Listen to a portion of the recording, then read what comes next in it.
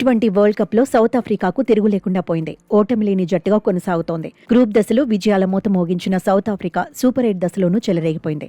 వరుస విజయాలతో తీన్మార్ ఆడేసింది. నామమాత్రమైన ఆఖరి సూపర్ 8 మ్యాచ్లోనూ సౌత్ ఆఫ్రికా టాప్ క్లాస్ ఆటతీరును చూపించింది. సెమీఫైనల్కు ముందు మరింత కాన్ఫిడెన్స్ ను పెంచుకుంది. ఢిల్లీలో జరిగిన మ్యాచ్లో జింబాబ్వేపై 5 వికెట్ల తేడాతో విజయం సాధించింది. ఈ మ్యాచ్లో టాస్ ఓడినప్పటికీ సౌత్ ఆఫ్రికాకు తిరుగు లేకుండా పోయింది.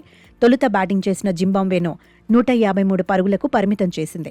జింబాబ్వే కెప్టెన్ సికిందర్ రజా సఫారీ బౌలర్లను సమర్థంగా ఎదుర్కొన్నాడు. హాఫ్ సెంచరీ సాధించాడు. జింబాబ్వే స్కోర్ 150 పరుగులు దాటడంలో కీలకంగా నిలిచాడు. 43 బంతులు ఆడిన సికిందర్ రజా 73 పరుగులతో ఆకట్టుకున్నాడు. ఇందులో 8 ఫోర్లు 4 సిక్సర్లు ఉన్నాయి. క్లైవ్ మదండే 26 పరుగులతో పర్వాలేదనిపించాడు. సౌత్ ఆఫ్రికా బౌలర్లలో క్వెనా మపాకా, కార్బిన్ బాష్ 2 వికెట్లు తీశారు. Lungi Ngidi, Anrich, George Linde ఒక్కో వికెట్ దక్కించుకున్నారు. ఆ తర్వాత టార్గెట్ చేజ్లో సౌత్ ఆఫ్రికా తడబడింది. ఖాతా తెరవకుండానే క్వింటన్ డికాక్ పెవిలియన్ చేరాడు. కెప్టెన్ మర్క్రమ్ కూడా సింగిల్ డిజిట్కే అవుట్ అయ్యాడు. 5 పరుగులకే పరిమితమయ్యాడు.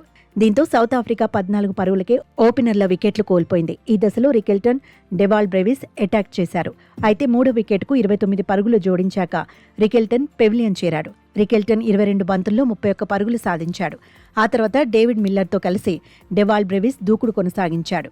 టార్గెట్ చిన్నదే కావడంతో టెన్షన్ లేకుండా బ్యాటింగ్ చేశాడు. అయితే 16 బంతుల్లో 22 పరుగులు చేశాక మిల్లర్ పెవిలియన్ చేరాడు. కాసేపటికే డెవాల్ బ్రెవిస్ అవుట్ అయ్యాడు.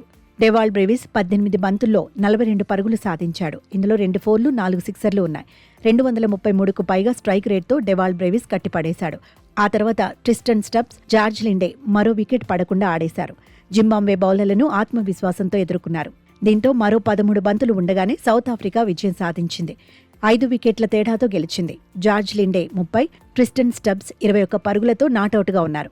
సూపర్ 8 దశలో తన గ్రూప్లో సౌత్ ఆఫ్రికా టాపర్గా నిలిచింది. సెమీఫైనల్లో న్యూజిలాండ్ను ఢీకొట్టబోతోంది.